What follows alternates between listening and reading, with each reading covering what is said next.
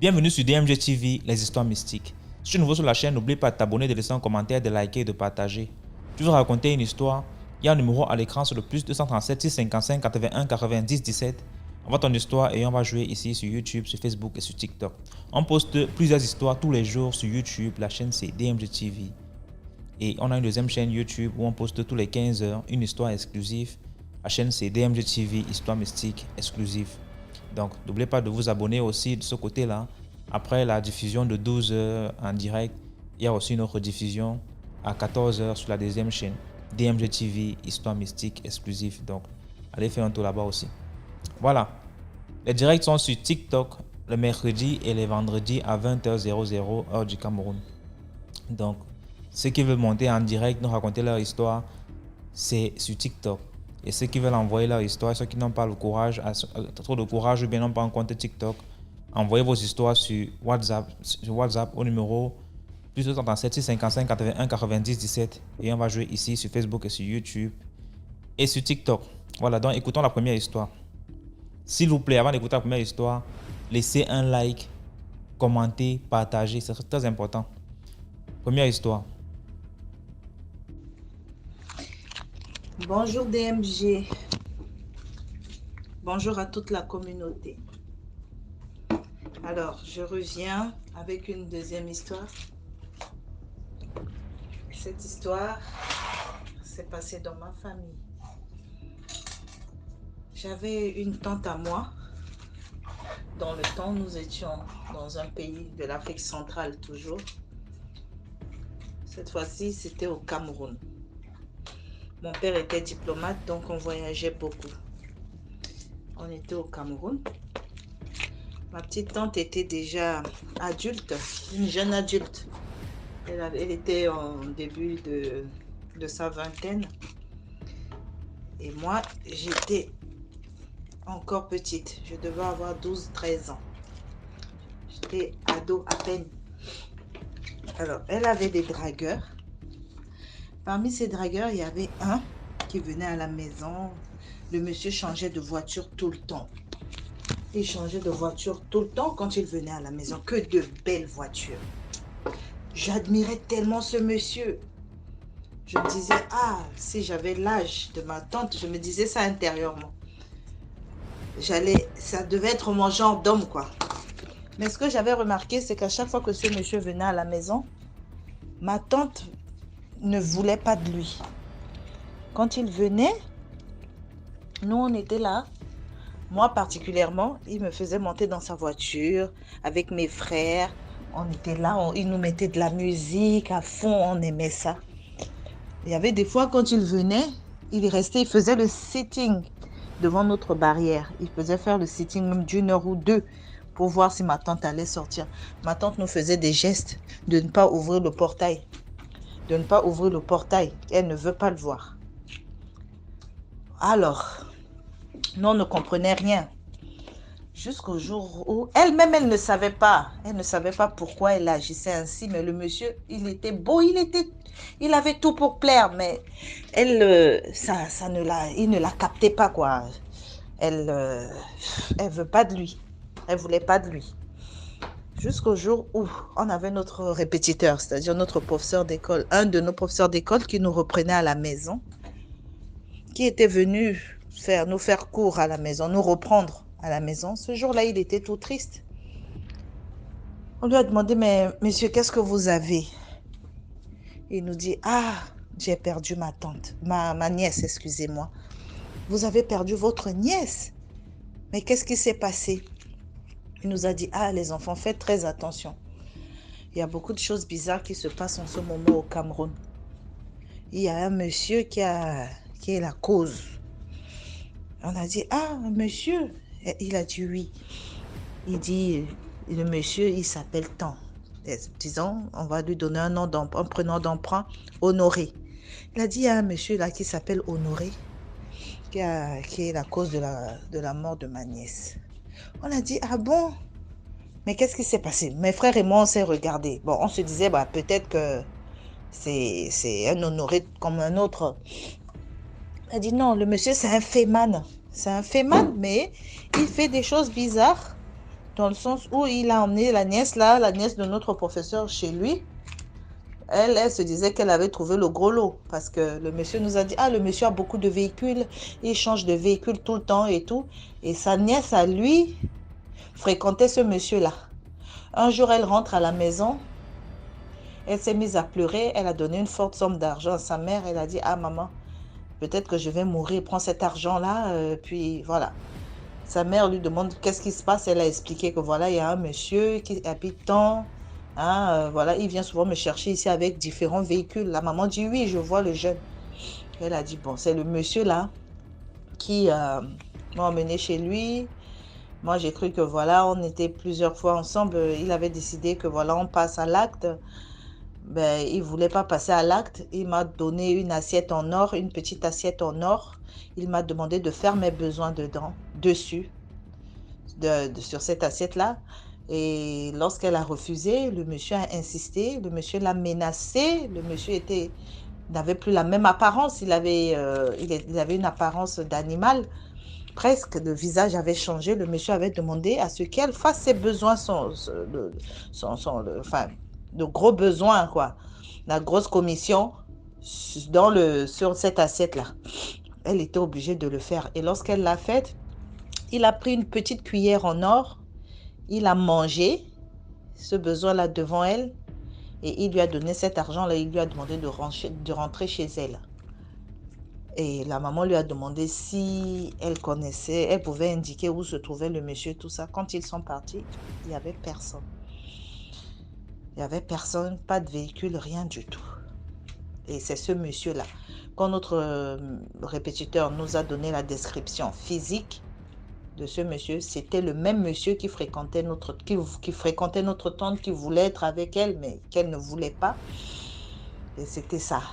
La fille était morte parce qu'elle avait vécu cette situation-là, cette histoire avec ce monsieur, cette histoire mystique, voilà. Merci beaucoup pour l'histoire. Maintenant, on va écouter la deuxième histoire. Bonsoir DMG, j'espère que tout le monde va bien. Merci d'abord pour le concept. Je vous suis depuis, je pense bien, un an aujourd'hui. Un an, ouais, vers décembre de l'année passée, donc un an et peut-être un mois. Je ne me rappelle plus trop bien. Commençons toujours par liker, parce que ça c'est le plus important. Liker, commenter aussi. Et si vous êtes en live, s'il vous plaît, il faut liker. Parce que tout le monde l'a déjà dit, donc vous comprenez, s'il vous plaît. Maintenant, l'histoire que je vous raconter remonte à 2 ou 3 ans aujourd'hui. N'écoutez pas ma voix et vous pensez que je suis un monsieur ou quoi que ce soit. J'aurais 20 ans en mai. Donc, c'est juste ma voix comme ça et tout. Donc, c'est une histoire où, bon, je vais d'abord commencer par dire, évitons de penser que le sexe, c'est quelque chose de physique seulement. Je ne sais pas si pour vous cette histoire sera mystique, mais pour moi, elle l'est quand même si c'est pas au niveau des histoires qu'on écoute ici tous les jours. En fait, quand j'ai découvert le sexe, je pense que je faisais première. Et vous savez, bon, tous les mecs vont dire, ils savent que quand on vient de découvrir le sexe, c'est quelque chose de ouf, où on prend ça comme un jeu et tout. On s'intéresse pas à autrui, on est juste là, focus pour seulement être dans le sexe en fait. Donc j'avais plusieurs meufs à cette époque. Bon, pour vous dire la vérité, j'avais 11 meufs. Pendant ce moment, j'étais dans, on va dire ça comment, je sexais en fait tous les jours. Genre, je pouvais pas faire une semaine sans sexe, minimum 2 ou 3 fois. Et puis, bon, je sais pas si vous allez me prendre pour un narcissique ou quoi, mais je le suis quand même. Mais je suis grand de taille, brun, avec les lèvres roses. Donc, on va dire que je suis un peu le style de plusieurs meufs. Une meuf, bon, je sais pas si vous comprenez tous, mais une fille, si vous préférez, est venue me draguer. Elle me dit qu'elle a pris mon numéro, nanani, nanana. Je lui dis ok, elle m'envoie ses photos. C'est pas trop mon style, mais vu que moi je savais pourquoi j'étais là, j'ai accepté que bon, continuons, mais je commençais par lui dire que je suis en couple et tout. Elle m'a dit qu'elle n'avait pas de problème et tout, d'accord. Je vous passe les détails sur cette partie. 1 ou 2 semaines après, on s'est rencontrés, bon, on s'est revus en fait pour passer à l'acte en fait. Mais sinon, c'était déjà vu une fois. Mais quand elle est venue à la maison, moi j'avais mon projet que genre, je la considérais comme ma bitch. Bon, comme on dit au Cameroun, c'était mon chat. Quand elle est arrivée à la maison, ça s'est passé normalement. Quand elle est rentrée, je commence subitement à faire, on appelle quoi? Mon corps commence à faire, genre je suis malade et tout. Les boutons commencent à m'apparaître de partout et tout et tout. Je me dis, ça c'est quoi ça encore? Les boutons me sortent sur mon objet, genre mon objet génital si vous préférez. Maintenant, les boutons me sortent sur tout le corps. Je me disais d'abord au départ que c'était une maladie, genre. Je me rappelle plus tellement du nom, mais j'étais parti. Au départ, je n'ai pas voulu en parler aux parents. Je me disais que bon, je pouvais gérer, c'était un problème de je ne sais quoi et tout. Je pars d'abord, je mets fin à la relation avec la meuf parce que je me dis qu'elle est forcément sale et tout. Mais même malgré que je sois protégé, comment je fais pour avoir les maladies et tout, je me dis, mais c'est bizarre. Quand je vois que la maladie persiste, je ne vais pas voir ma mère parce que c'est avec elle que je suis plus facile et tout. Je cause avec elle, elle me dit que ça peut être. J'oublie la maladie, le nom de la maladie, je suis vraiment désolé. Et tout, on part à l'hôpital, genre je vais à l'hôpital, je fais les tests. On me fait les tests de VIH, on me fait les tests j'oublie le nom en fait. Mais plusieurs maladies sexuellement transmissibles quand même. Quand les résultats sortent, on me dit que non, je n'ai pas la maladie, je n'ai aucune maladie en moi. C'est juste que mon sang est sale, c'est mon TC descendu. On m'a prescrit 2, 3 médicaments et tout. Bon, moi, j'ai commencé à prendre, après ça, selon moi, ça ne marchait pas. Je suis allé, sans vouloir faire une publicité, chez le docteur. C'est lui qui m'a, je vais dire, qui m'a soigné en fait. Ok, là ça passe. Je ne vais pas m'excuser envers la meuf parce que je l'avais barré sans lui donner des explications précises. Je ne vais pas lui dire que comme ça, j'étais pas. Je lui sors une excuse en fait. On recommence la relation. Moi je commence, comme d'habitude, je continue ma routine avec toutes les autres meufs. Mais dans ma tête, je me suis dit, je suis tombé malade parce qu'en fait, genre, je mélangeais trop, que ce soit ma salive, que ce soit mon corps avec n'importe qui mélange aussi son corps avec n'importe qui. Parce que c'est comme ça que les jeunes sont en fait. Après, quand la maladie finit, je veux dire que ça finit, oui. Quand je recouche encore avec la meuf là, les boutons me ressortent encore. Et cette fois-là, c'était différent. En mode, quand je devais coucher avec elle, genre quand on se programmait que bon, on se voit demain, les boutons, on va dire plus ou moins, ça disparaissait de moi. Dès que je finissais de faire mes affaires avec elle, je n'ai pas le bouton. Mais genre, quand je programme une autre meuf, même si c'est pas chez moi, même si c'est où, les boutons recommencent à me sortir. Je disais, ah. Je programme avec la meuf, on va dire par exemple la meuf X. Je programme avec la meuf X, les boutons me sortent, je refuse, je décale, je recale en fait. Quand je reprogramme avec celle qui m'avait dragué, je n'ai pas de bouton sur moi, genre c'est normal avec elle, ça se passe cool et tout. Mon corps commence à faire genre. Après ça, plusieurs trucs se passent dans ma vie et tout, parce que j'étais en couple réellement. Et ma meuf là, ça est monté, c'est descendu, mais la relation est finie. Et j'ai un peu vu que, bon, dans le quartier, on me voyait déjà un peu comme un enfant perdu. On me voyait un peu, excusez-moi le terme, comme une pute ou comme une salope en mode. Chaque jour, il marche avec une nouvelle meuf, on ne connaît jamais qui, et tout et tout. Ça commençait à jacter dans le quartier, ça gossipait de partout. Ça arrivait dans les oreilles de ma mère parce que ça, elle est plus au quartier en fait. Après, elle ne m'a pas dit, mais j'ai senti quand même que c'était pas tout. Moi-même, je me suis dit que je ne menais pas une bonne vie sexuellement parlant. J'ai décidé d'arrêter tout. Quand je bloque avec elle, elle me dit, ok. Donc, celle qui m'avait dragué et tout. Les autres meufs là, j'ai trouvé les moyens, mais facilement, c'était facile. Avec celle-là, elle était déjà même attachée de ouf. Après, je lui dis, c'est bon. Elle me fait genre, ok. Ok. Moi, je me dis que c'est passé. Les boutons continuent de me sortir, mais pas à un rythme de ouf et tout. Quand ça passe, j'ai décidé de partir au village. Parce que moi, j'aime d'abord mon village. Bon, pour l'information, je suis banane. Et j'ai décidé de partir en Jiki. J'arrive au village, comme d'habitude, toujours en famille. J'aime l'ambiance et tout. Bien, tout se passe très cool. J'avais coupé tout contact avec elle. Sur Facebook, elle regardait mes stories, mais moi je causais pas avec elle, rien. Genre, on se parlait carrément plus. On se voyait juste des stories sur Facebook, je dis bien. Même sur WhatsApp, elle avait pas mon numéro. Après, pendant que je suis au village, un jour elle me DM, elle me dit, hey, tout, j'ai changé depuis, nanani, nanana, comment tu vas? Je dis, ouais, je vais bien, et toi, c'est passé, nanani. Je laisse tomber, ça passe. Maintenant, ouais, ça passe, oui. Quand ça finit, elle vient me DM encore. Elle me dit, donne-moi ton numéro, donne-moi ton zap et tout, parce que je sais que tu es plus actif sur WhatsApp, nanani, nanana. Je lui passe mon WhatsApp. Quand je reviens sur Yaoundé, elle commence à me dire qu'elle veut me voir. Que oh, je vais te voir. Je dis que bah j'ai pas le temps et tout. Elle me dit que oh, elle essaye de vouloir me prendre sexuellement par en mode, elle veut m'exciter et tout. Elle me dit que nanani, tu te rappelles ce qu'on a fait, nanana. Je lui dis ok, mais ma meuf m'interdit de voir d'autres meufs et tout. Parce que bon, présentement, je suis déjà quelqu'un de sérieux, je vais dire. Et je décide de rester chez ma meuf en fait. Elle me dit on doit se témoin et tout. Je dis que ma meuf refuse en plus, tu es mon ex et tout. Je lui parle de toi, elle refuse que je te témoigne et tout. Elle me dit ok.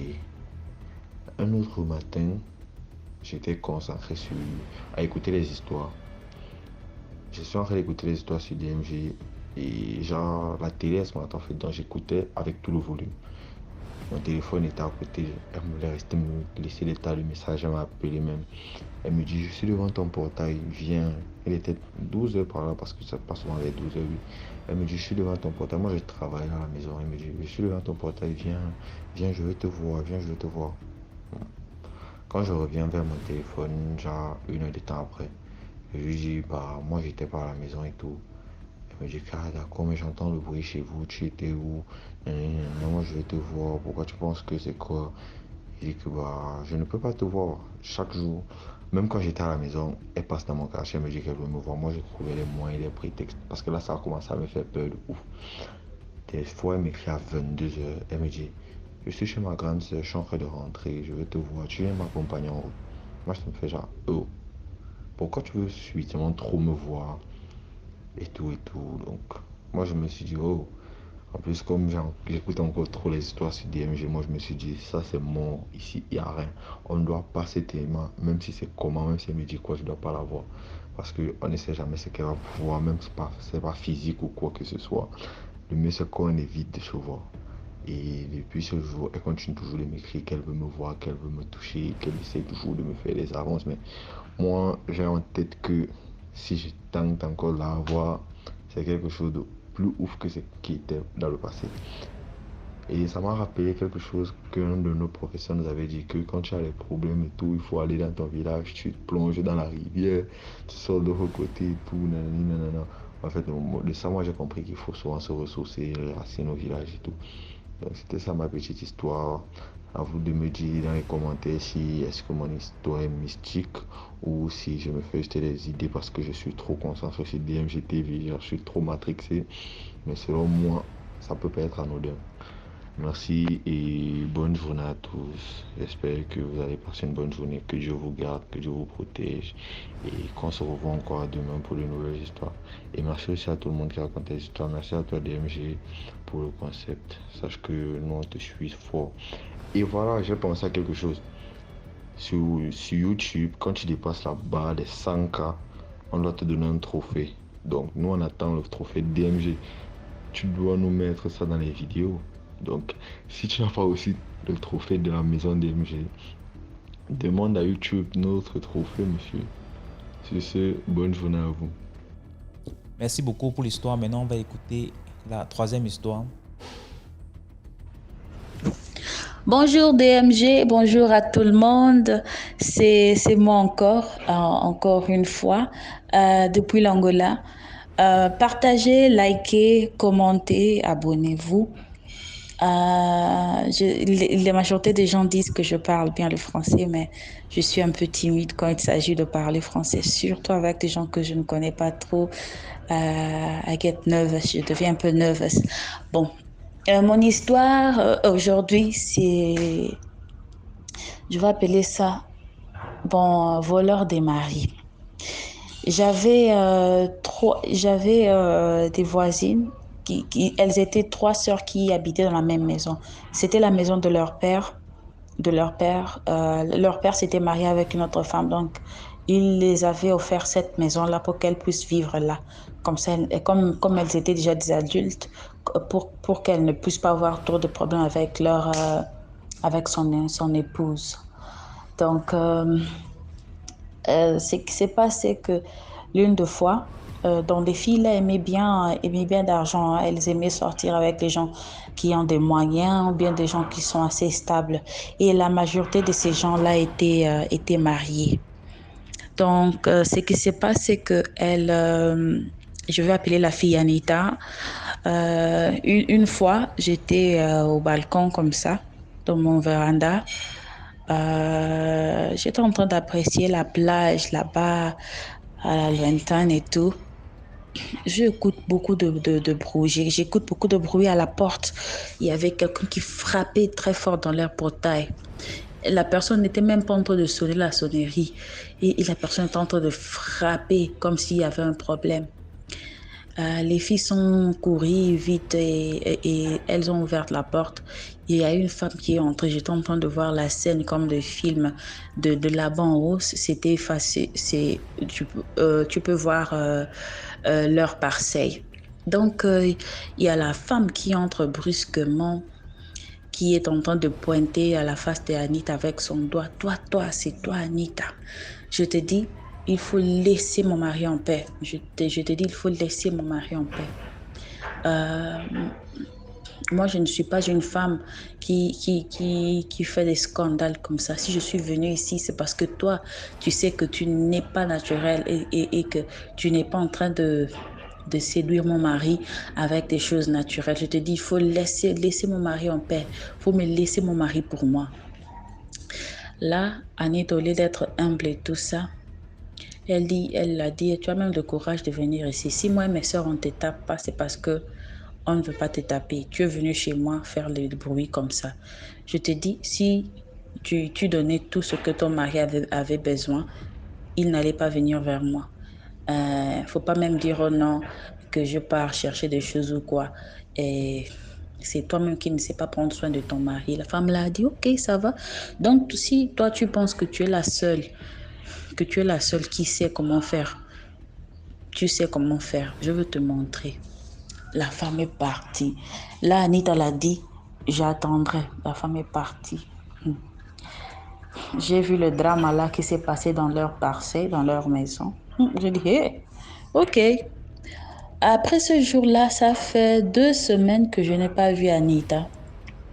Normalement, quand je revenais du travail, je parlais un peu avec elle. On faisait des petits changements on parlait un peu quelques minutes, 5 minutes. 5 minutes, quoi. Après, j'entre dans ma maison. Donc, je passais, je dis, hey, ça va, bon, ça fait 2 semaines que je ne vois pas Anita, tout va bien. Ses soeurs me disent, non, elle est malade. Donc, je dis, ok, melhoras para ela. Yeah, donc, j'espère qu'elle va bien aller, quoi. Donc, je suis partie, je suis entrée. Ça fait 2 semaines encore est passé. Donc, ça fait 1 mois maintenant que je ne voyais pas Anita. Alors, je dis, mais qu'est-ce qui se passe? Elles me disent, non, elle est plus malade. Elle va voyager pour voir qu'est-ce qui se passe. Elle est partie dans 2 pays. Elle est partie dans 2 pays différents pour voir qu'est-ce qui s'est passé. Après, elle est revenue. Quand elle est revenue, j'ai passé encore, les filles m'ont dit, oh non, elle est de retour. Je dis, non, c'est bien. Donc, elle a dû résoudre les problèmes. Elle est rentrée trop tôt. Elle a dit, non, on n'a rien trouvé sur elle. Je dis, ah bon? Ok, comme elle est revenue de dehors, je vais faire un jour pour venir la voir. Ok, l'un des jours là, j'ai acheté quelques fruits. Je suis passée là pour la voir. Je ne sais pas, elle était tellement contente de me voir. C'était surprising. J'étais un peu surpris pourquoi elle était si contente de me voir. Là, elle me dit, Euh, quand même tu passes devant notre porte, je sens même que tu es passé parce que tu me donnes la paix. Je dis, comment ça je te donne la paix? Eh ma soeur, voilà tes fruits que je t'ai amenés. Et qu'est-ce qui se passe? Ah non, le problème là, elle me dit que maintenant, elle n'arrivait même pas encore à marcher. Elle n'arrivait pas à marcher. Après un mois, elle n'arrivait pas à marcher. Euh, elle n'arrive pas à marcher et vraiment, pour vous dire la vérité, elle me faisait peur, elle me faisait peur. Quand je la regardais, j'avais l'impression que je voyais un hibou. J'avais l'impression que je voyais un hibou en elle. Elle me faisait peur. Donc, quand je l'amenais le fruit, je ne durais même pas. Je lui disais, non, non, non, ça va aller, ça va aller. Je fouille, je pars chez moi. Et comme je n'ai pas vraiment l'habitude de partir chez eux, je ne partais pas chez eux, je n'entrais pas. Donc, j'avais fait l'exception d'entrer parce qu'elle, elle était malade. Donc, elle ne faisait pas question de demander pourquoi je fouillais parce que on n'était pas amis comme tel ou que je m'assoyais. Je ne m'assoyais pas avec eux. Donc, je suis partie. L'autre fois, je passe, il y a sa soeur qui me dit, oh Gloria, il y a sa soeur qui me dit, please, il faut toujours venir voir Anita parce que elle t'aime bien, elle se sent bien quand tu es là, elle se sent en paix. Elle dit que la douleur diminue vraiment. C'est comme si elle se sent elle-même quand tu es là. Je dis, ah bon, euh, euh, ça, je n'ai pas toujours le temps. Je veux voir ce que je peux faire à propos de ça. Donc, l'une de fois que j'ai acheté quelques fruits pour partir l'offrir. Le jour-là, c'était comme s'il y avait des choses, des forces vraiment en train de me pousser dehors, me disaient de ne pas rentrer dans cette maison-là. Mais comme je suis têtue comme ça, et comme parfois on veut être plus poli, on veut être poli et montrer qu'on est là, on est des voisines ou des voisins solides, solidaires. Ah, je suis rentrée. Hey, hey, hey, Anita, ça va? Tu sais, quand je l'ai regardé, c'était comme si l'hibou qui était en elle était en train de me dire, va-t'en d'ici, ce n'est pas ton bataille. Va-t'en d'ici, ce n'est pas ton bataille. Mais moi, je n'étais pas là pour combattre. J'étais seulement partie voir la malade. Donc, j'ai donné les chassés de fruits. Je suis partie. J'ai dit, non, non, non, je dois partir. Je dois partir quelque part. Je suis vite sortie de là-bas, je suis partie. Quand je suis arrivée à la maison, j'ai eu des maux de tête, des maux de tête, des maux de tête. Ah. Après là, euh, je passais encore, la femme, ses soeurs me disaient, oh non, un tel, tu sais, il y a notre sœur Anita qui veut vraiment te voir. Je dis, non, je ne peux pas la voir, mais je veux quelque chose pour parler avec vous. Je dis que la maladie d'Anita là est commencée depuis que la femme de cet homme-là, de son copain là, était venue la menacer. Moi, je vous conseille de partir la demander pardon et après, et vraiment chercher de l'aide. Elles ont dit que Anita a dit que son Dieu son Dieu est un Dieu vivant et qu'elle n'allait pas partir demander pardon à la dame là. Je n'ai rien compris sur ça. Je dis, ben, ça, c'est trop d'orgueil. Elle n'arrive même pas encore à marcher. Elle était déjà confinée, dans un mois, elle était confinée in a wheelchair. Elle n'arrive pas à marcher. Comment elle va dire qu'elle ne va pas demander pardon? Elle ne va pas demander pardon. Elle ne faisait que marcher de maison en maison, de pasteur à pasteur, et personne ne l'aidait. Moi, je dis, bon, ce n'est pas pour me mettre dans vos business, c'est juste pour vous alerter, parce que si je ne dis pas quelque chose, ça ne sera pas aussi bien de ma part. J'ai vu ce qui s'est passé. La meilleure chose de faire, c'est de demander pardon à la femme là, parce que vous savez que vous êtes en erreur. Je dis ce que je voulais dire, je suis partie. Après, la fille, elle ne faisait que m'inviter. Et tout le temps m'inviter. Je ne partais plus là-bas parce que ça ne me faisait pas bien. L'autre fois, elle a envoyé quelqu'un m'appeler. Elle a dit, si je ne veux pas la voir, c'est comme si elle va mourir. J'ai dit, ok. Moi, je ne suis pas Il dit, c'est ok. Moi, je ne suis pas son Dieu. Hein? D'abord, on n'est pas des amis, on n'est que des visiteurs, des voisines et tout. Et avant sa maladie, je n'avais jamais entré dans votre maison. Donc, je vous en prie. Je t'en prie vraiment, ça ne va pas marcher comme ça. Elle ne veut pas dire des paroles très fortes comme ça pour moi.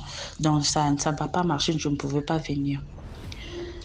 Donc, après encore un mois, elle est décédée. Elle est donc, tout en total, elle est décédée après 3 mois de la visite de la femme là. C'était comme ça très vite. Elle a maigri et elle est morte. Aujourd'hui, elle est enterrée. Elle a laissé sa fille sans maman. C'est juste pour dire que c'est très important d'être poli et être humble et aussi c'est mieux si tu travailles ton argent. Va au boulot, Dieu aide. Travaille ton argent, cherche un emploi. Oui, les affaires là de sortir avec les hommes détruits, ce n'est pas bien. Ce n'est pas bien, vraiment. Merci beaucoup, DMG. Merci pour cette plateforme. Ouais, à bientôt. Merci beaucoup pour l'histoire. Maintenant, on va écouter la 4e histoire. Alors, bonjour à toi DMG, bonjour à tous les auditeurs. Je viens encore ce matin pour vous raconter une histoire. Une histoire que j'ai vécue bien. Je ne sais pas comment je vais dire ça. C'est une histoire de ma grande sœur au fait. Ma grande sœur, on n'a pas un lien de sang. Au fait, elle a été adoptée par mes parents. Parce que mes parents l'ont ramassée sur leur chantier quand ils étaient en train de construire la maison. On ne sait pas si c'est sa maman ou son papa qui l'a abandonnée. Ils l'ont pris, ils l'ont amené chez le chef. On a dit qu'on va faire les enquêtes au cas où quelqu'un venait demander. On n'a pas trouvé. Vu que ma mère aussi, elle n'avait que moi seule, elle l'a prise comme ça. Mais elle me dépassait de quelques mois, en fait. C'est comme ça qu'elle a grandi avec nous. Mais cette dernière, elle a un cœur noir, je vous dis. Un cœur très noir, pas possible. Genre, on était ensemble, mais depuis qu'on était petite, même, simple nourriture même que maman nous servait, elle doit regarder pour moi. Chaque jour, elle ne faisait que mettre la différence, que non, parce que c'est pas sa pauvre fille. Pourtant, ce qu'on lui faisait, c'est pas ce qu'on me faisait. Mais elle mettait toujours la différence. C'est comme ça qu'elle a une meilleure amie. Elles sont ensemble. Bon, c'est en terminale, je pense. Elles étaient en terminale, elles ont eu une bourse. Mais sa meilleure amie n'a pas eu la bourse. C'est elle et puis le copain de sa meilleure amie qui ont eu la bourse pour l'étranger. Je ne vais pas lui donner le nom du pays. Elles sont parties. La dernière lui faisait confiance, pas possible. Mais connaissant ma soeur, le jour où elle voulait partir, mais moi je savais qu'elle allait faire tout possible pour prendre le copain de sa meilleure amie. Parce que ce qu'elle racontait ici, elle jalousait sa meilleure amie au fait. C'est comme ça, elles sont parties là-bas. On ne sait pas comment, Pour sa meilleure amie, elle a son amie là-bas, donc elle va garder les 2 yeux sur son copain au cas où. Déjà, elle ne sait pas de quoi ma soeur est capable. Elle est partie. Avant de partir, j'ai oublié de vous dire, nous on est ici. Je vous parle depuis le Togo, on est ici. Elle est partie jusqu'au Bénin pour faire Zamou. Elle a gbassé le copain. Ils sont partis là-bas. Arrivés là-bas net, on dirait qu'ils étaient ensemble depuis le Togo ici. Ils ont commencé par sortir ensemble. L'être humain est mauvais, je vous dis. Je pense, ils sont sortis ensemble, je pense, 3 ans. Quand ils devaient rentrer pour la première fois, ils sont rentrés. Le copain, il a complètement oublié. Mais elle continuait pas à parler avec sa meilleure amie. Elle lui faisait part des trucs et que c'est comme ça le copain ne lui regardait plus. Et puis, hypocrite qu'elle est, elle est là, elle l'a consolée, t'inquiète, je lui parle ici, nanani, nanana. C'est quand ils sont rentrés qu'on a su que c'était comme ça. Et la meilleure amie, confiance qu'elle lui faisait et tout, on ne sait pas c'est quoi Lucie elle est partie faire, on ne sait pas. Actuellement où je vous parle, ils sont mariés. Elle est mariée avec le copain de sa meilleure amie. Le copain dit net qu'il ne veut même plus entendre parler de son amie, que c'est de ma soeur qu'il veut. Ok, on a célébré le mariage comme ça. Ils sont là-bas. Mais pourquoi je suis en train de raconter l'histoire? La meilleure amie lui a appelé que tant qu'elle sera vivante, elle ne va jamais connaître le bonheur. Les deux là, ils ne vont jamais connaître le bonheur. C'est comme ça que si ma soeur tombe enceinte, dès qu'elle va rêver qu'elle est en train de pisser, c'est fini. Le lendemain, si c'est pas fausse couche, c'est qu'elle va se réveiller, le sang va couler. Le gars lui autre, la meilleure amie de ma soeur l'a appelé, il l'a dit que là où il est parti là-bas, là, il va travailler, mais c'est elle qui va bouffer l'argent. C'est comme ça que le gars travaille. Depuis qu'ils sont là-bas, mais quand ils rentrent au pays ici, la femme ou l'autre, ma soeur autre, ça va mieux, mais c'est l'enfant qu'elle n'a pas. Parfois même, elle dit qu'elle rêve. Elle rêve comme ça, elle voit sa meilleure amie qui vient tirer ses intestins de son ventre. Le lendemain, si c'est pas fausse couche, c'est que le sang va couler. Elle n'a jamais eu. Dernièrement même, elle a fait jusqu'à 6 mois. Elle dit, ah maintenant ça va. D'habitude c'est 3 mois, 4 mois. 6 mois, elle dit non, ça va. 6e mois là, elle a rêvé que sa meilleure amie est venue lui faire truc là. Elle l'a assisté quand elle a couché et puis elle a pris le bébé. Le lendemain, c'est comme ça. La grossesse s'est gâtée. Donc c'est ça. Hein. C'est dans ça. Elle est maintenant. Elle a demandé pardon à la meilleure amie, qu'elle est prête même à se séparer avec le gars. Mais la dernière lui a dit un truc que elle peut la pardonner, mais elle ne peut pas oublier. Ce qui veut dire que le pardon n'est pas sincère au fait. Elle ne peut pas oublier. Et la dernière, la meilleure amie là, elle ne sait plus, elle n'a plus refait sa vie. Elle est comme ça. Mais chaque fois que ma soeur tombe grosse, c'est ce qui se passe. Je ne peux même pas compter le nombre de fois qu'elle tombe grosse. Mais le gars, il travaille. On dit qu'il a trouvé un bon boulot là-bas. Ça paye très bien. Mais on ne voit pas. On ne sait pas comment la fille a fait. Donc, c'est ça. Ce que j'aimerais dire à la fin de mon histoire, c'est que ce soit en amitié ou en amour, soyez sincères. Soyez sincères. Et nous, les filles, cherchons pour nous. Cherchons pour nous. Le gars d'autrui, là, on ne sait pas qui est qui. C'est... Vraiment. Merci. C'était mon histoire. Merci beaucoup pour l'histoire. Maintenant, on va écouter la 5e histoire. DMG, bonjour. Bonjour à toute la famille DMG. J'espère que le mois de janvier se passe très bien pour tout le monde. Je vous envoie plein d'amour, plein de courage et plein de force. Que la paix du cœur soit avec tout le monde. DMG, spécialement à toi et toute ta team, que Dieu te protège. Tu m'excuses, tu vois, j'avais fait l'audio bien long même et j'ai supprimé. C'est parce que j'ai pas bien raconté au milieu. Est-ce que tu vois? Donc, faut vraiment pas te fâcher. Je vais recommencer l'histoire. Bon, les gars, je vais vous raconter 2 histoires.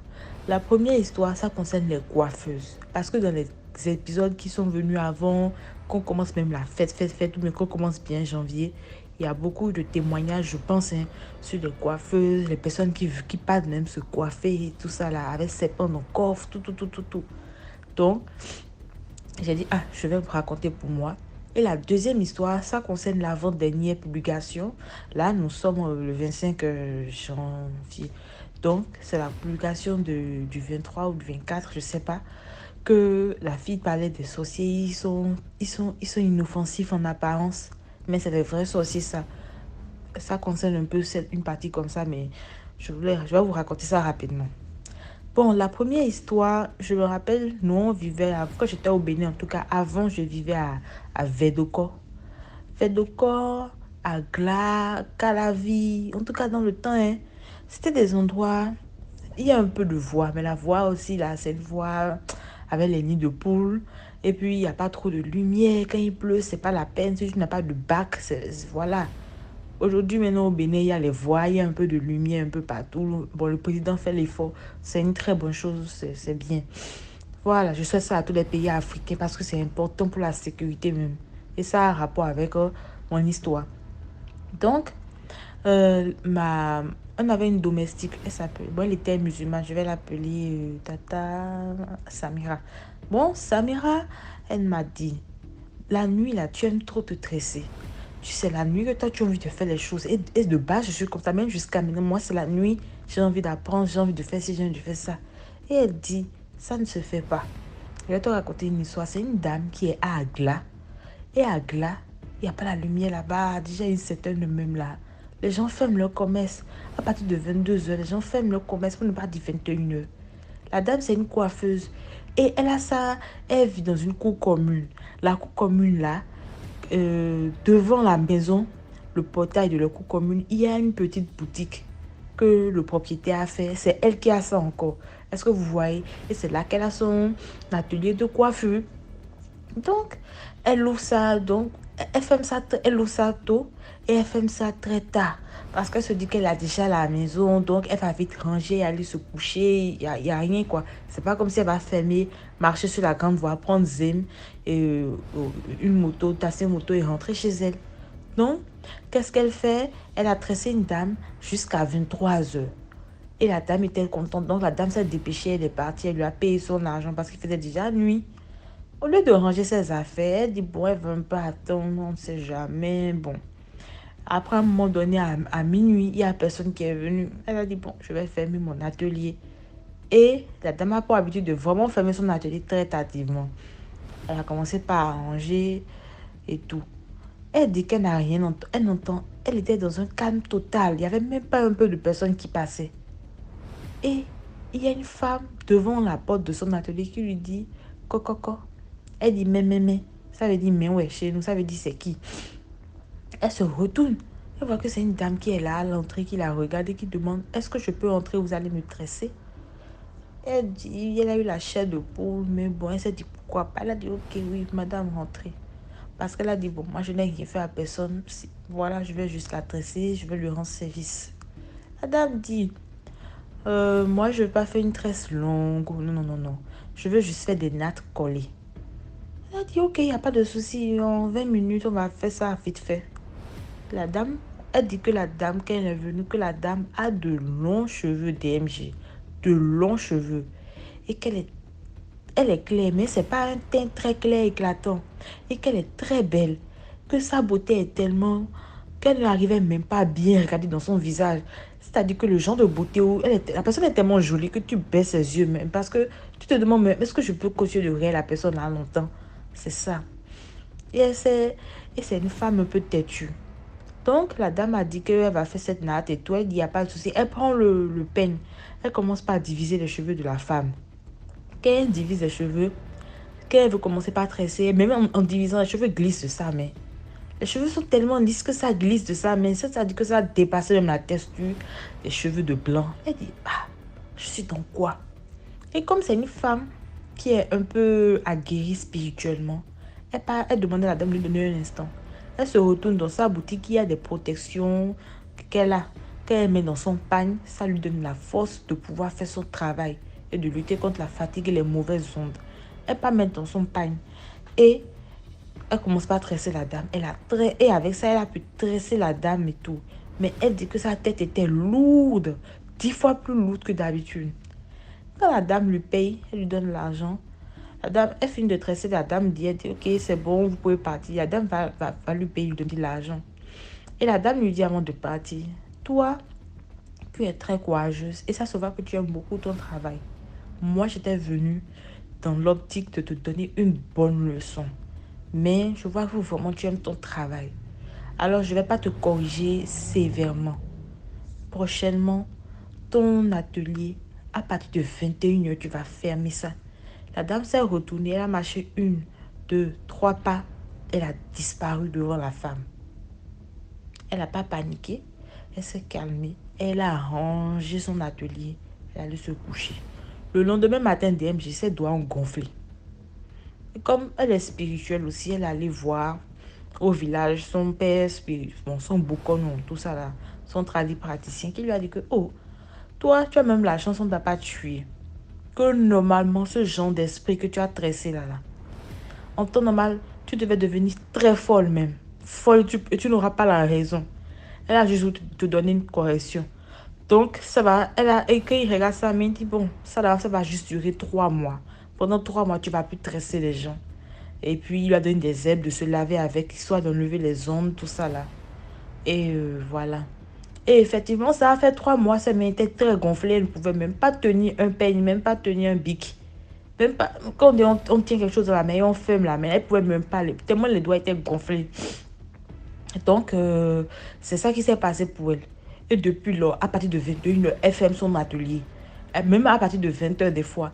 Donc, c'est juste pour conseiller les gens. Les tatas qui ont des coiffeurs, qui ont des salons de coiffure, les couturières, tout ça là. Si vous, même les tontons hein, qui sont couturiers, les tontons, qui sont les papas, les mamans, qui sont dans ce genre de métier, à une heure donnée, honnêtement, il faut fermer. C'est pas un peu, c'est vrai, la vie est difficile. On ne mange pas bien, on a envie d'avoir beaucoup d'argent et tout. Mais il faut savoir que votre vie a plus de valeur que cet argent-là, ok? Il y a des gens qui seront tristes si vous n'êtes plus là ou si quelque chose vous arrive. Non, c'est ce que je voulais dire par là. Il faut faire très attention. Voilà. La deuxième histoire d'MG, c'est bon, la première histoire, ça s'est passé au Bénin. La deuxième histoire, c'est une histoire qui s'est passée au Congo, RDC Congo. Et c'est une prédicatrice congolaise voilà, que je suivais. Elle s'appelle Pasteur Joël, je crois. Elle a raconté une histoire et puis j'aimerais partager ça avec vous et demander une petite question aux gens érudits qui écoutent souvent ta chaîne. Ils peuvent répondre dans les commentaires. Moi, j'aimerais juste savoir. Elle dit qu'elle était là, en train de méditer, je crois. Hein. Quelqu'un l'appelle sur son téléphone. Elle prend le téléphone et elle dit oui, c'est qui? C'est une dame qui lui dit qu'elle veut une délivrance, qu'elle est une sorcière. Et là, maman dit, bon, c'est pas comme ça on fait. Il faut venir à l'église, tu vas expliquer le problème. Tu peux pas te lever et dire tu es sorcière, tu veux délivrance. Ça, c'est un peu louche. La dame vient. Elle dit que oui, voilà, je vous explique le problème. Le pasteur dit que non. Délivrance, là, c'est pas comme ça on fait. Il faut expliquer correctement ce que tu as. Elle dit que bon, que c'est une sorcière depuis toujours, depuis qu'elle est petite, hein, et qu'elle a fait 3 enfants. Et dans ces 3 enfants-là, elle a initié sa fille et son dernier fils. Est-ce que vous voyez? La fille, on peut dire qu'elle a 11 ans comme ça.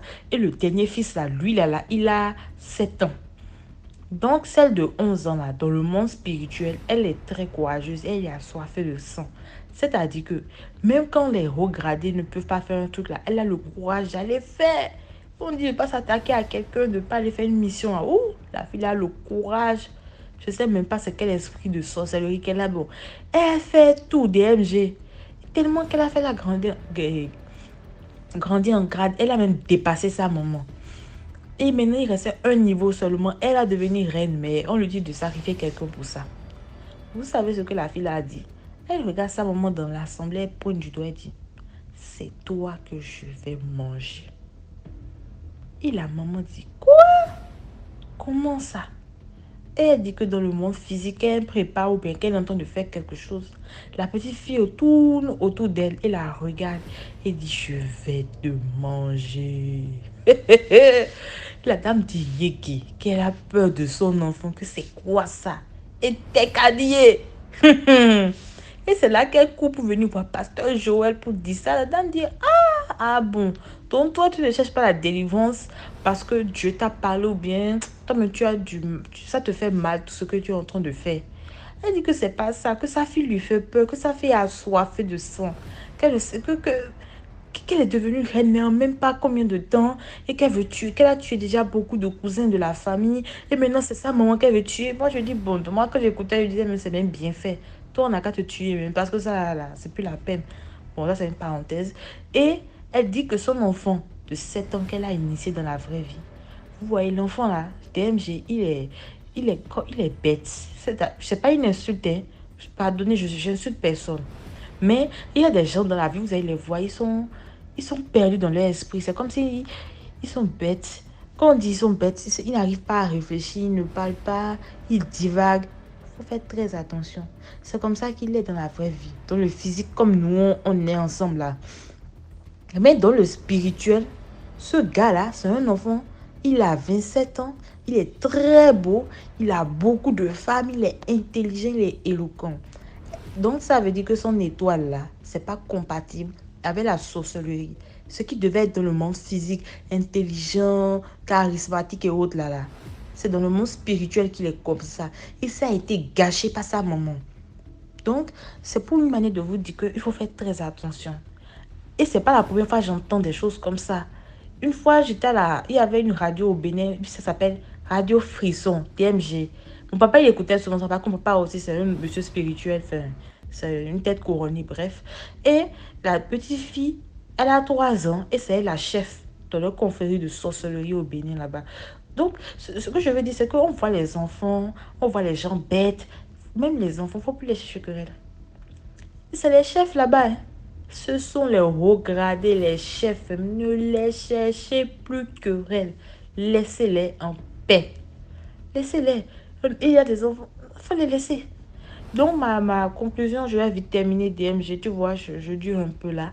C'est, bon, les sorciers, puis les sorcières, là, qu'on leur donne la sorcellerie, hein. Moi, je veux la réponse dans les commentaires. Pourquoi, à chaque fois, ils font du mal avec? C'est tout ce que je veux savoir. Parce que, est-ce qu'il n'y a pas de bons sorciers? Parce que, bon, moi, je me dis que les Nganka ou bien les Bokonon, les Hunon, c'est aussi une forme de sorcellerie. Mais est-ce que c'est la même chose? Ou bien, c'est seulement du mal qu'on fait quand on a la sorcellerie? C'est ce que moi, je voulais demander, c'est tout. Merci beaucoup pour l'histoire. Maintenant, on va écouter la 6e histoire. Bonjour DMG. Je reviens aujourd'hui pour ma 3e histoire. C'est une histoire qui me concerne personnellement. C'est moi-même qui l'ai vécue. Dans les années 2004. Oui, 2004. J'étais à l'étranger pour des études. Et ma mère m'envoyait l'argent chaque fin du mois pour faire des achats, pour mes besoins. Et puis pour la scolarité, elle envoyait ça à mon tuteur. Donc, j'avais remarqué, je n'étais pas à la capitale, donc ça se passe au Togo. Je n'étais pas à Lomé, j'étais plutôt dans la ville qu'on appelle Palimé et au quartier Péta.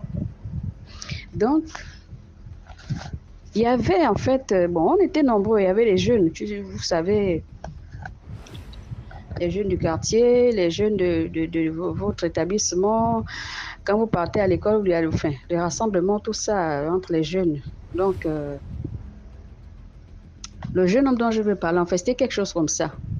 Je n'avais pas de rapport ni de lien direct avec lui, mais c'était l'ami de mes amis, en fait. J'avais un cercle d'amis dont ce jeune-là faisait partie, mais on n'était pas proches, on n'était pas vraiment... Bon, c'était juste bonjour, bonsoir, et puis... on ne communiquait pas vraiment. Ce qui fait que de temps en temps, quand on se croisait, c'était juste bonjour, comment tu vas? Bon, salut telle personne. Et puis, c'était comme ça. Mais c'était vraiment rare, vraiment très rare. Mais de temps en temps, je le voyais. Après, à un moment donné, il a disparu de la circulation. Je ne le voyais plus, je n'entendais plus parler. Je me demandais bien là où il était passé. Mais à un moment donné, je me suis dit peut-être qu'il a voyagé, il est certainement monté à Lomé. Parce que la plupart de nous, les jeunes à l'époque, quand on ne voit plus, quand un de nous ne se fait plus voir, tu te rapproches de la famille, on va te dire qu'il est monté à Lomé, soit continuer les études là-bas ou bien vivre là-bas, ça dépend. Et lui, il était avancé en termes de classe. Moi, j'étais encore dans les 3e seconde, j'étais au lycée, mais eux, ils étaient déjà à l'université, donc tout ça, ils avaient déjà eu leur bac, donc il y en a qui partaient déjà. Et à un moment donné, je ne le voyais plus. Bon, ça ne m'a pas inquiété plus que ça parce que déjà, ce n'était pas un ami proche, ce n'était pas une connaissance rapprochée non plus. Donc, je me suis dit, bon, c'est passé. Et quelques temps après, je suis montée à Lomé, trouver ma grande soeur. J'ai dit, bon, moi, je suis venue faire les courses. Elle m'a dit, il n'y a pas de souci. Je ne peux pas t'accompagner au marché. Tu peux aller toi-même. Donc, voilà quoi. Parce que moi, je suis occupée, je ne me sens pas bien. Elle était enceinte à l'époque, un début de grossesse. Donc, je ne voulais pas non plus. On a trimballé dans les tracasseries du marché, en fait, parce que j'avais vraiment beaucoup de choses à acheter. Et je me souviens que j'étais allée au marché autour de 11 heures. Donc, quand je vais au marché, le gars dont je parle, en fait, c'était un jumeau. Le jumeau, on s'était déjà croisé à Lomé. Et le jumeau, lui, en fait, il était, comment dire, il était plus timide que l'autre, en fait. L'autre s'appelait quoi déjà? Komi, c'est Komi. Oui, il s'appelait Komi. Donc, bon, l'autre, je ne connais plus, j'ai oublié son prénom. Mais c'est donc de Komi dont je veux parler. Il était jumeau. Donc, dans mes virées dans Lomé là-bas, j'avais croisé le jumeau de Komi. Bon, comme il était timide, et lui, il ne vivait pas avec nous à Palimé, lui, il restait à Lomé. C'est Komi qui vivait avec nous à Palimé. Donc, j'avais croisé Komi. Bon, comme il était timide, c'était juste bonjour, bon, et puis je suis passée. Mais il m'avait lancé un regard comme un regard triste, quoi. Enfin, je n'avais pas compris. Enfin, j'étais juste passée comme ça. J'ai dit, bon, peut-être qu'il n'a... Enfin, c'est peut-être qu'il ne s'est pas bien réveillé ou bien il a ses problèmes. Pas plus. Je suis passée. Donc, c'est quelques jours après que je suis partie au marché. Arrivée au marché, je croise Komi. Celui qui avait quitté la ville dans laquelle on était nous tous. Donc, qui avait quitté Palimé depuis là. On ne voyait plus. Et donc, dès que je descends du Zémidjan, de la moto-taxi, du taxi-moto, pardon, je croise Komi. Il me dit, oh, qu'est-ce que tu fais ici? Mais il était un peu plus bavard, en fait. Alors qu'avant, on ne se parlait pas vraiment. Hein. On ne se parlait pas vraiment, c'était juste bonjour. Il avait même, enfin, je ne sais pas, mais il avait une certaine... je ne sais pas s'il avait souvent peur de parler avec moi ou je ne sais pas, mais il avait souvent cette peur-là de m'aborder. Mais ce jour-là, il était vraiment fair play. Comment tu vas? Tu es venu à Lomé quand et tout. Je dis, ah bon, je suis là, ça va. Ça fait un moment que je suis venue, donc je suis juste venue au marché à Sigan, mais pour faire mes achats, mes courses. Il me dit, non, bon, je vais t'accompagner, sinon on va t'escroquer parce que tu sais que tu es étrangère. Donc, il faut quelqu'un d'ici pour t'aider à faire les courses. Voilà. Sinon, on va t'escroquer ou bien te braquer. Je dis, il n'y a pas de problème. Comme il m'a aidé à faire toutes les courses, j'ai acheté les pantalons, les habits, les chaussures, les sacs. Vous savez un peu quand une jeune fille fait les courses. J'ai fait toutes mes courses. On a circulé. Assigan est très grand. Le marché de Lomé est vraiment très vaste. On a mis du temps dans le marché. Au moins jusqu'à 15 heures.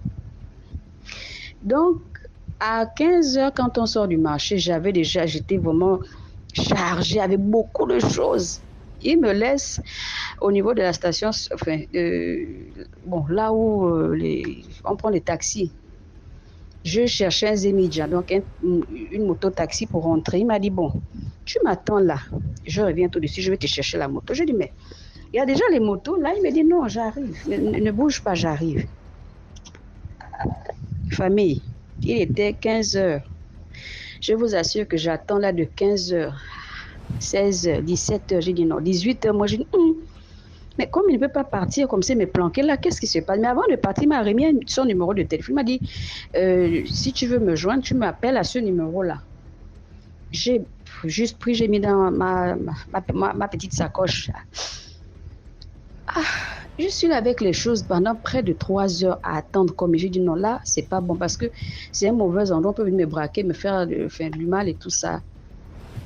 J'ai pris un Zémidjan, je suis partie. Mais je ne sais pas, il y avait quelque chose, durant tout le temps qu'on faisait même les courses, je ne sais pas, je le voyais, il avait l'air différent, je ne sais pas comment vous expliquer. Il y avait quelque chose qui dégageait, en fait. Je ne sais pas comment expliquer ça. C'est plus tard que j'ai compris. Et vous allez aussi comprendre. Donc, j'ai fait 1 semaine, 2 semaines. Je me suis dit, mais attends. Comme le jour-là, il m'avait planqué là comme s'il est parti. Il me doit une explication. Qu'est-ce qui n'avait pas marché ce jour-là? Donc, j'appelle sur le numéro qui m'a remis. Ça sonne d'abord, ça sonne indéfiniment. Je dis, bon, je vais attendre un peu. Je rappelle, quelques minutes plus tard, quand je rappelle, il y a une femme qui décroche au bout du téléphone. Comment ça? Bonjour, excusez-moi du dérangement, j'aimerais parler à Komi. Silence radio d'abord. Après, elle se met à pleurer au téléphone. Je dis, qu'est-ce qui ne va pas? Et c'est comme ça, comme, je ne sais pas, certainement elle avait mis le haut-parleur. Il y a une autre derrière elle qui demande ce qui se passe en fait. Pourquoi tu pleures au téléphone? Elle dit non, il y a quelqu'un au bout du fil, une jeune fille au bout du fil qui demande après Komi. Et l'autre dit, mais elle ne sait pas que Komi est mort, ça fait 2 mois aujourd'hui.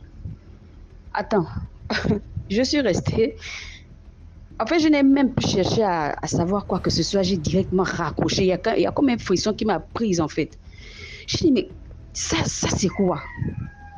Donc, en principe, c'est le fantôme de Komi que j'avais croisé au marché. C'est son fantôme qui m'avait accompagné faire toutes ces courses-là. Et donc, il m'avait planqué là. Je ne sais pas, certainement c'était pour... Je ne sais pas si peut-être, comme le soir arrivait, il fallait qu'il parte ou bien... Je ne sais pas au juste. J'étais vraiment choquée. Je me suis dit, mais attends, 2 semaines en arrière, qu'est-ce qui s'était passé? Donc, je marchais avec un fantôme. Donc, c'est un fantôme qui m'avait accompagné faire mes courses. Jusqu'à aujourd'hui, c'est vrai que ça c'est 2004, aujourd'hui, ça fait quoi, 20 ans? Mais bon, à chaque fois que j'y pense, je dis vraiment, je suis passée à côté de quelque chose. Et c'est quand même quelque chose. C'est le monde mystique qui existe. Le monde mystique, il y a tellement de choses. C'est pour dire que c'est pas tout ce qu'on croise au marché qui sont des humains, en fait. Tu peux croiser quelqu'un là, ça fait longtemps que vous vous êtes vu, peut-être même que... En fait, c'est avec cette idéologie que j'ai grandi. En fait, j'étais un peu traumatisée, en fait. Donc, je me disais qu'à n'importe quel moment, si je peux croiser encore quelqu'un avec qui on s'était perdu de vue longtemps, je veux d'abord tout faire pour savoir si la personne est vraiment en vie ou pas, en fait. Parce que vraiment, ça m'avait traumatisée. J'étais restée choquée pendant au moins 5 ans. Au moins 5 ans, je dis, mais qu'est-ce qui aurait pu m'arriver? Je n'arrivais pas à réaliser ça, en fait. Parce que c'est quelqu'un, attends, vous palpez la personne, vous touchez, tu ne peux pas imaginer que la personne n'est plus là. Et au finish, tu découvres que c'était avec un fantôme que tu... Donc, vraiment, faisons attention, soyons attentifs. La chaîne de DMG, c'est pour nous inciter à la vigilance. Hein. Donc, vraiment, soyons vigilants, soyons aussi attentifs aux signes. C'est vrai que j'avais des signes, mais je ne pouvais pas réaliser ni comprendre ce qui se passait.